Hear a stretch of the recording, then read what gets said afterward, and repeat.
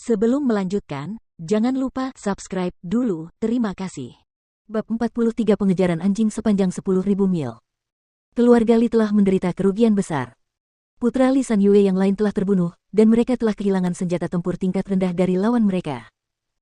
Ini telah mempermalukan Li San Yue, tetapi semua orang tahu bahwa seseorang seperti Li San Yue tidak akan membiarkan masalah ini begitu saja. Melihat orang-orang dari keluarga Li yang mundur, Jiang Chen berdiri di sana dengan ekspresi acuh tak acuh. Wajahnya yang tenang tidak menunjukkan sedikit pun emosi. Tenang, cerdas, berani, kejam. Ini adalah pemuda yang menakutkan. Semua orang sudah tahu namanya sekarang, dan mereka bisa menduga bahwa dengan kedatangan pemuda yang kejam ini, kekacauan yang telah ditunggu-tunggu kota ini akhirnya tiba. Saudara Jiang Chen, Li San Yue tidak akan melupakan apa yang terjadi hari ini dengan mudah. Meskipun kamu memiliki kekuatan dan kemampuan yang hebat, kamu masih lemah. Selama beberapa hari ke depan, tetaplah berada di dalam menara hujan berkabut kami. Li San Yue tidak akan berani menyerang seseorang di dalam menara hujan berkabut. Yan Zanyun memberitahu Jiang Chen. Pertarungan hari ini semakin mengesankan para pria dari keluarga Yan. Seorang pemuda yang perkasa, jika dibandingkan dengan bakat-bakat lain di kota ini, hanya Yan Chen Yu yang memiliki 9 meridian yin yang dapat menandinginya. Bahkan Yan yang merasa lebih rendah darinya. Jiang Chen menganggukkan kepalanya. Sebenarnya, dia tidak siap untuk tinggal di sini terlalu lama, tetapi dia khawatir tentang Yan Chen Yu. Dia hanya akan pergi setelah Yan Chen Yu bangun. Selain itu, dia ingin menyaksikan kelahiran seorang jenius dengan 9 meridian yin. Selama dia menyelesaikan masalah dengan Yan Chen Yu, Jiang Chen akan meninggalkan tempat ini. Dia tidak menganggap serius ancaman keluarga Li. Prioritasnya saat ini adalah meningkatkan levelnya, itulah sebabnya dia bersiap untuk memasuki Origin Mountain dan berlatih. Saudara Jiang Chen, Anda menyelamatkan hidup kami lagi hari ini.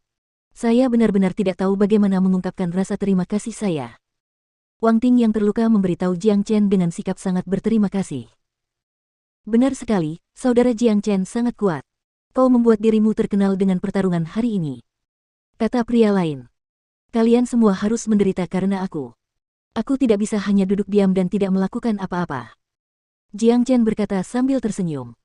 Dia berbalik ke arah Yan Zanyun, Ketua Yan, tolong atur beberapa pekerjaan untuk keempat orang ini di menara hujan berkabut.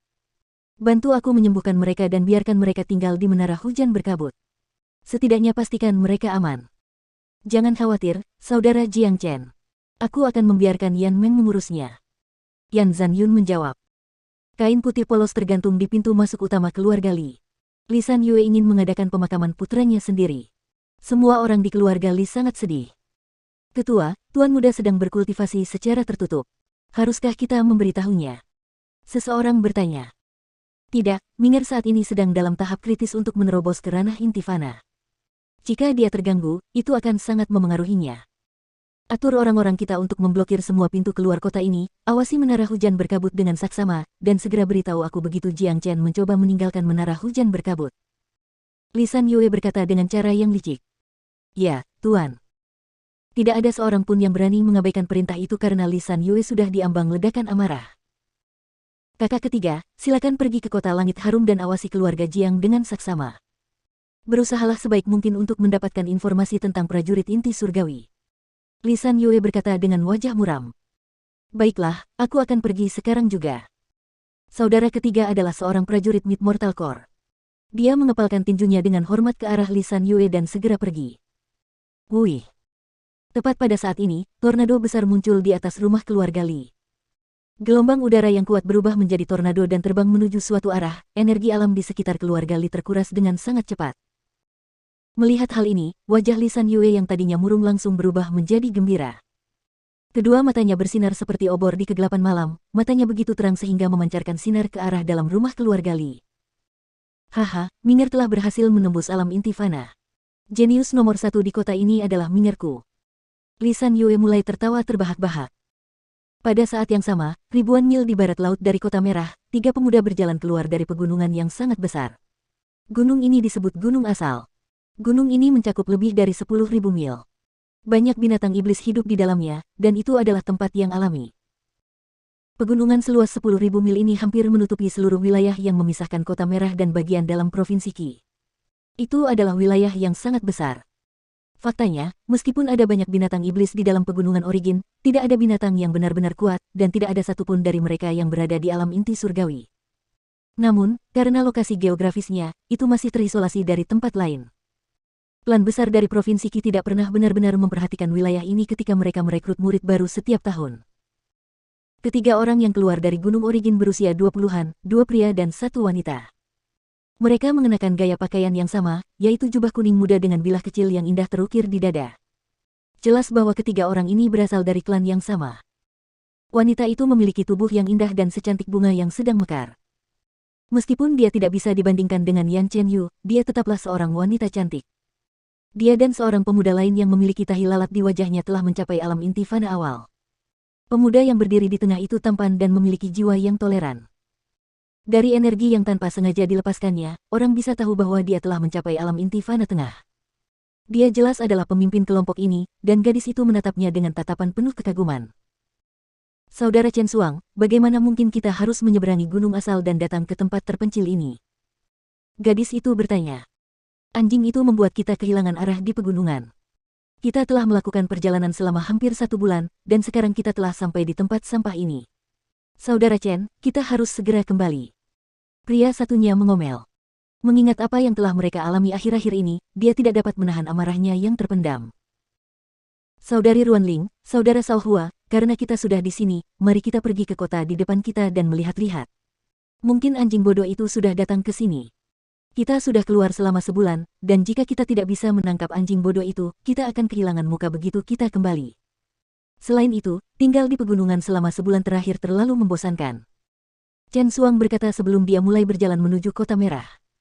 Ruanling dan Sao Hua buru-buru mulai berjalan mengejarnya. Jika kita menangkap anjing bodoh itu, aku akan mengulitinya hidup-hidup dan memasaknya di dalam panci. Malam, di keluarga Yan. Seluruh peristiwa kebangkitan 9 Meridian Yin tidak semudah yang diharapkan. Sudah hampir seharian, tetapi tidak terjadi apa-apa. Seluruh ruangan masih membeku. Yan Zanyun dan orang-orang lainnya masih menunggu dengan cemas di halaman. Pada saat ini, Yan Xing berlari ke arah mereka lagi dengan ekspresi panik. Yan Xing, apa yang terjadi sekarang? Jangan bilang Li San Yue ada di sini lagi. Yan Zanyun mengerutkan kening. Sekarang semua perhatiannya tertuju pada Yan Chenyu, dia tidak ingin ada hal lain yang mengganggunya. Tidak, ini bukan keluarga Li, ada orang dari klan pedang surgawi di sini. Yan Xing berkata dengan ekspresi gembira. Klan pedang surgawi, dan mereka ada di sini, di Kota Merah. Klan pedang surgawi. Semua orang merasa terganggu. Beberapa waktu lalu 3 pemuda datang dan mengaku sebagai murid bagian luar klan pedang surgawi. Mereka saat ini berada di menara air terjun surgawi, dan mereka mengirim utusan yang menuntut agar ketua datang menemui mereka secara pribadi. Kata Yan Xing. Apa? Murid dari klan pedang surgawi? Yan Hongtai berteriak kaget saat akhirnya teringat apa itu klan pedang surgawi. Meskipun Gunung Origin mengisolasi mereka, mereka semua adalah prajurit inti fana yang memiliki sumber informasi mereka sendiri. Mereka tahu tentang klan besar di Provinsi Qi dengan sangat jelas, dan klan pedang surgawi adalah salah satu dari 4 klan besar di Provinsi Qi. Mereka adalah orang penting, tetapi sangat disayangkan bahwa Kota Merah terletak di tempat terpencil di sisi lain Gunung Origin. Mereka tidak pernah benar-benar mendapat perhatian dari 4 klan besar. Itulah sebabnya meskipun ada beberapa pria yang sangat berbakat di Kota Merah, tidak akan ada cara bagi mereka untuk bergabung dengan 4 klan besar. Siapakah yang pernah menyangka bahwa pengikut klan pedang surgawi akan datang ke Kota Merah? Ini merupakan berita besar bagi semua orang di kota ini. Benar, tidak banyak orang yang tahu bahwa ada murid klan pedang surgawi di kota ini. Pria dari menara air terjun surgawi memberitahu saya bahwa ketiga murid ini semuanya masih muda, tetapi semuanya berada di alam inti fana. Salah satu dari mereka juga berada di alam inti fana menengah. Mereka juga mengenakan seragam klan pedang surgawi, jadi mereka pasti berasal dari klan pedang surgawi. Namun, tidak jelas mengapa mereka memutuskan untuk datang ke sini sekarang. Kata Yan Xing. Para murid klan pedang surgawi sengaja memintaku untuk menemui mereka di menara air terjun surgawi secara langsung. Yan Zanyun bertanya. Heavenly Falls Tower cukup terkenal di kota ini. Itu adalah restoran dan hotel besar, dan bukan milik keluarga Yan atau keluarga Li. Benar sekali, para pengikut klan pedang surgawi menuntut untuk bertemu dengan orang-orang dari keluarga paling berkuasa di Kota Merah. Aku rasa kau bukan satu-satunya orang dalam daftar itu, aku yakin Li San Yue juga. Yan Xing menebak dan berkata. Baiklah, aku akan pergi sekarang. Tanpa ragu, Yan Zanyun melangkah keluar dari halaman. Para murid dari klan pedang surgawi, dia tidak berani mengabaikan mereka sedikit pun. Mengapa orang-orang dari klan pedang surgawi datang ke Kota Merah? Yan Yang berkata dengan ekspresi bingung. Siapa tahu, mungkin sesuatu yang baik akan terjadi. Benar. Yan Yang, kau harus berusaha. Mungkin kau bisa bergabung dengan salah satu klan besar di Provinsi Qi dengan mengenal para pengikut klan pedang surgawi ini. Kata Yan Hongtai. Jiang Chen yang berdiri di samping berpikir dalam hati, dia tidak tahu apapun tentang klan pedang surgawi ini. Di kehidupan sebelumnya, dia telah pergi ke banyak tempat di benua surgawi, dan dia tidak pernah memikirkan klan-klan besar itu. Dia juga tidak tahu tentang klan-klan super besar di benua timur. Namun, agar dia dapat memasuki benua surgawi, dia harus meninggalkan kota merah terlebih dahulu dan memasuki Provinsi Qi. Bertemu dengan para murid dari klan pedang surgawi mungkin merupakan ide yang bagus. Tidak jelas bagaimana reaksi orang-orang jika mereka tahu bahwa alasan sebenarnya mengapa para pengikut klan pedang surgawi datang ke sini adalah karena mereka mengejar seekor anjing. Mereka pasti akan memuntahkan darah jika mereka mengetahuinya. Menara air terjun surgawi terletak tidak jauh dari menara hujan berkabut, dan juga tidak jauh dari keluarga Li. Menara itu terletak tepat di tengah-tengah keluarga Li dan menara hujan berkabut, dan bukan milik mereka berdua. Tampaknya Chen Xuang dan dua orang lainnya telah memperoleh informasi mengenai keluarga-keluarga paling berkuasa di Kota Merah, yang pasti menjadi alasan mereka memilih titik pertemuan di menara air terjun surgawi karena tidak berada di pihak keluarga Li maupun menara hujan berkabut. Di pintu masuk menara air terjun surgawi, Yan Zanyun dan Li San Yue tiba pada saat yang sama. Mereka saling memandang, suasana langsung memanas. Yan Zanyun, apa yang terjadi hari ini belum berakhir. Tidak mungkin keluargamu bisa melindungi bajingan kecil itu. Li San Yue mendengus dingin. Li San Yue, kamu seharusnya menghadiri pemakaman putramu di rumah. Kurasa tidak pantas bagimu untuk berkeliaran saat ini. Yan Zanyun berkata dengan nada menggoda. Apa yang dia katakan telah menyakiti Li San Yue. Dia langsung menjadi marah. Apa yang kau inginkan? Kau ingin melawanku sekarang? Yan Zanyun berkata sambil tersenyum sinis.